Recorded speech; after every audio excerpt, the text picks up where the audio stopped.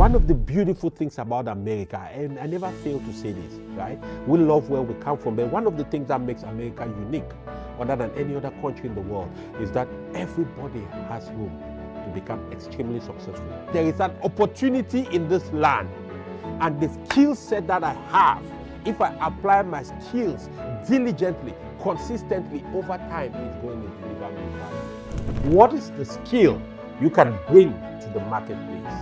A lot of people, 90% of people work in jobs that are totally opposite to their naturally innate and gifted skills.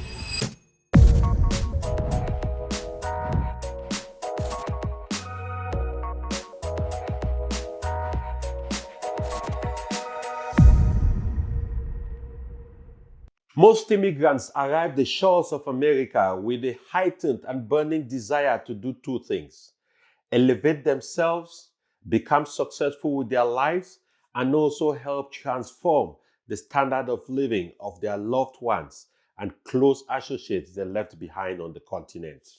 But you know what? If most immigrants are not careful, they are going to end up depressed, dissatisfied with their life, angry, and dejected. In this video, I'm going to be addressing some strategies by which, if used efficiently, it can help immigrants achieve their dual goals of becoming successful and also helping those on the continent and their loved ones becoming very successful. And most importantly too, if you stay to the end of this video, you will get 3 pieces of very valuable additional information that will completely give you a bigger understanding of some of the key things that you can do, not only to get ahead in these times, but to be able to secure growth in your personal development, investing for profits, and building a long-lasting legacy. Tell me how many people you know who love their bosses. When I say love, they think he's the nicest person, he's the sweetest guy or girl around, he's the most God-fearing, he's somebody or she is somebody who is always doing right and upright. Very few. Yet they still work for them, yet they still seek promotions under them, yet they still try to do best they can so that they stand a chance to be able to move up. That is the same way. In this case, it's even on a bigger platform, because you have a lot more latitude of control than you would under a certain boss. Right? Because just like Mr. Njoya said, the role of the president is to be able to manage the government and the legislative arm and the judiciary arm to provide a platform where players can play for maximum profit. Wow. Now, if you don't have that mindset, if your mindset is more worried about what Trump eats for breakfast, if Trump is the nicest guy because he's not the nicest guy because he's been divorced 4 times, you are thinking about it from the wrong perspective.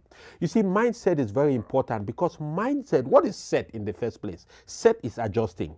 Like we're sitting in here now and we're talking. If the temperature gets high, what are you going to do? You're going to go to the thermostat and you adjust the thermostat to bring the temperature down so that it's a little cooler. So mindset is an adjustment. Mindset is something that is dynamic and it's not static. If your mindset before Trump coming to power today was, this almost perfect person, I cannot deal with people who are this, I cannot deal with people who are this. Let me tell you the truth of the matter. With that mindset, you will not be even able to deal with opportunities that could change your life, because you're not seeing it like from that perspective. Now we have somebody coming in who is pro-business. We have somebody coming in who is pro independent activity. We have somebody coming in who before now wasn't pro, but is pro crypto, is pro the financial market. In fact, I was reading an article this morning while I was preparing for this. Let me share that with everybody. Where is that? Let me share that with everybody. Listen to this. These are the industries that are going to benefit from Donald Trump coming into power. The materials and construction industry. So people who are into construction materials and things that are leading to construction. Utilities, electricity company, water companies, right? Healthcare company, the information technology business. I know that one because I'm intimate to it. I used to be in the IT industry, and Donald Trump is one of the people who made it happen for that industry. What does that mean? That means the more people can get in the industry because he made sure that the jobs remain in America. He made sure that all the companies that used to outsource jobs to different parts of the world, they are forced to do it in America. So a lot of people got in the IT industry, a lot of people made money, and today in the immigrant community, you have people who are millionaires just from working for companies, which was unusual. Now that wave might be coming back, right? The S&P 500 from the time he was elected has already improved by about 15 or 17%, right? Consumer discretionary goods, banking and finance, these are the areas where improvement is going to happen. So if you sit there and your mindset is thinking, judging him from the personal perspective of the kind of man he's been, maybe his moral rectitude is not the best, maybe he's not the greatest father on earth. None of us know that because his children are not complaining anyways. Maybe he's not the greatest husband, his wives are not complaining. So you are focusing on the wrong thing. Your mindset should be, listen, how do I play the game on this platform that he is providing for us?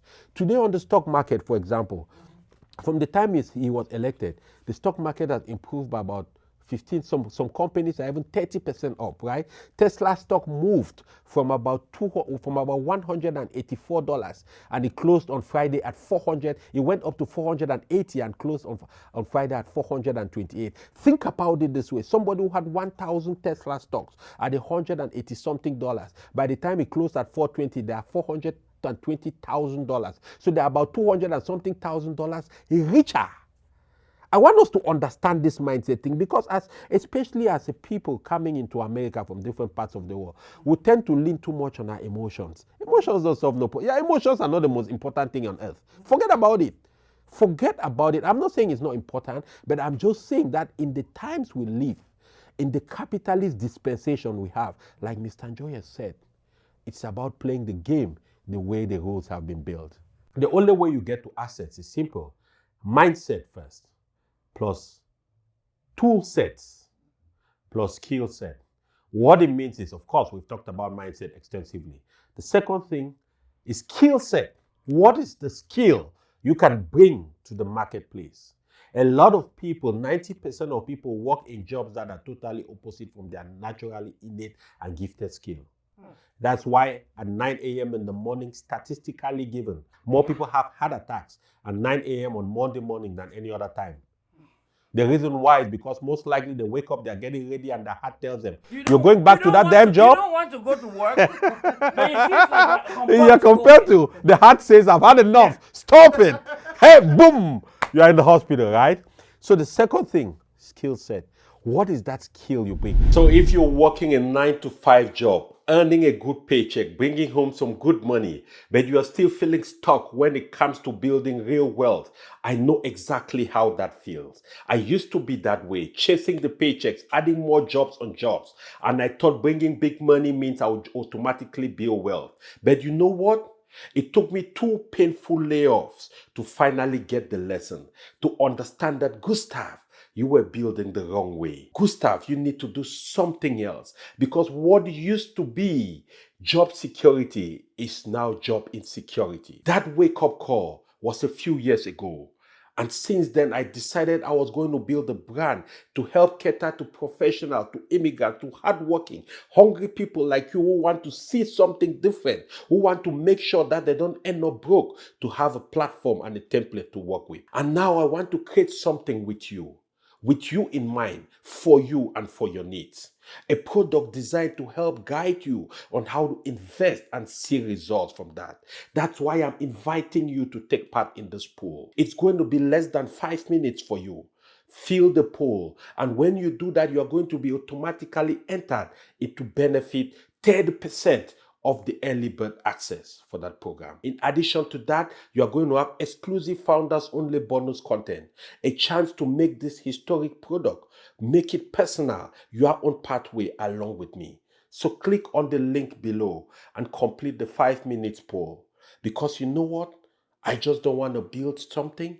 I want to build something with you in mind, with you participating and making sure that it meets your needs. I will see you on the inside. And by God's grace, I will see you at the top.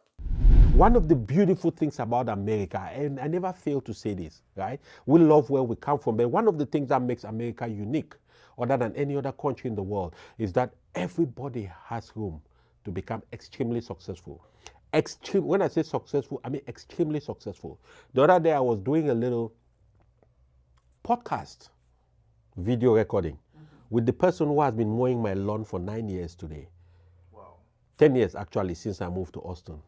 And this gentleman is a guy out of Mexico. English very shaky.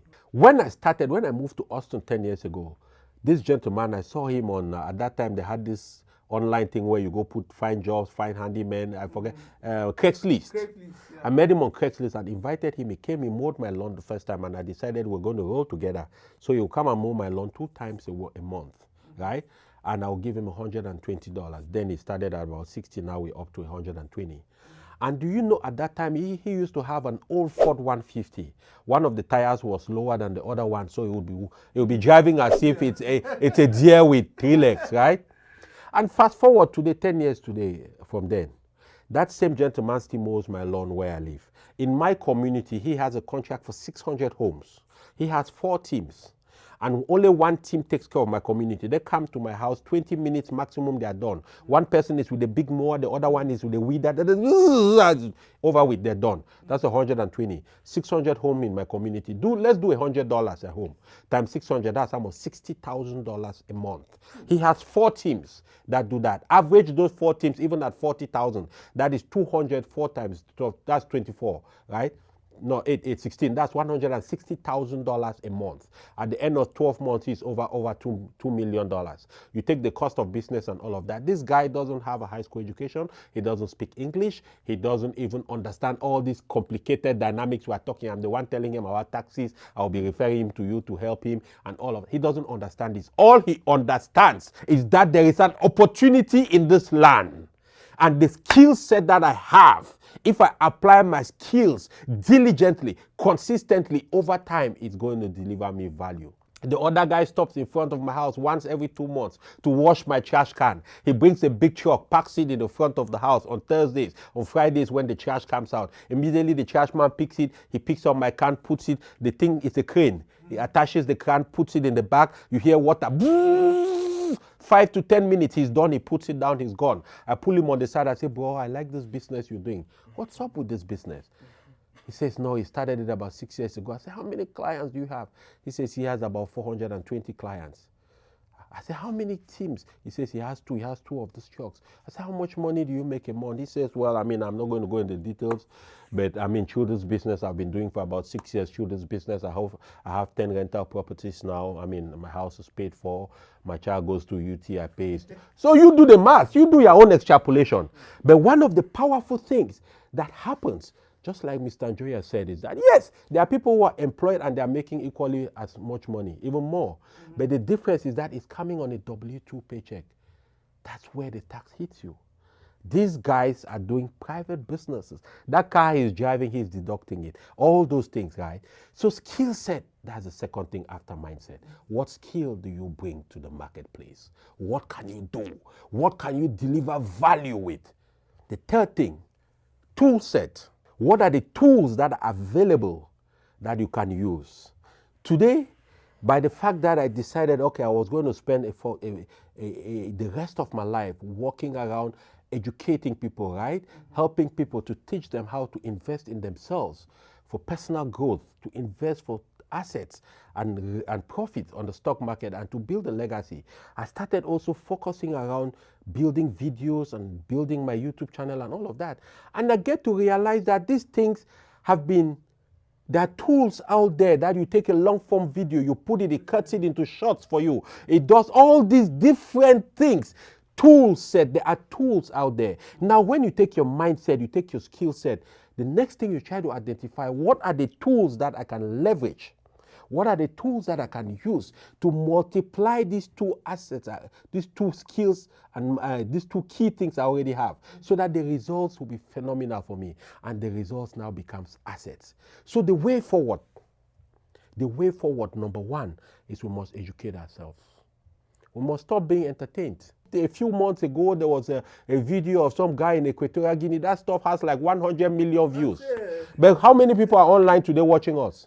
This guy is talking about the secret of wealth in America through the tax code. He's giving this free. This man charges $30,000 for his services, sirs and madams listening to us. How many people are there listening and taking notes? Nobody. And we expect to be successful, right? So here is the deal. Number one, we have to be educated. We have to understand where the game is being played, what is happening. Number two, every person, especially people coming into this country from another country, must have a business. I was doing a study this morning preparing for this show, and I was watching a guy out of Clark Atlanta University, one of the top professors in America. He's called Dr. Dennis Kimbrough. Dr. Dennis Kimbrough is the one who was handed the manuscript for Think and Grow Rich by the writer of the Think and Grow Rich. His foundation called him and handed him the manuscript to do a version of that manuscript for black people. So he has a book called, amongst many books he has, but one of his most celebrated books is called Think and Grow Rich, the Black Wealth Multiplier or something like that. And he said something very important. He did extensive research over 30 years, and he identified 7 industries where black millionaires and billionaires have made their money from. What's the first one? Real estate. That's the first industry. The second one, franchising.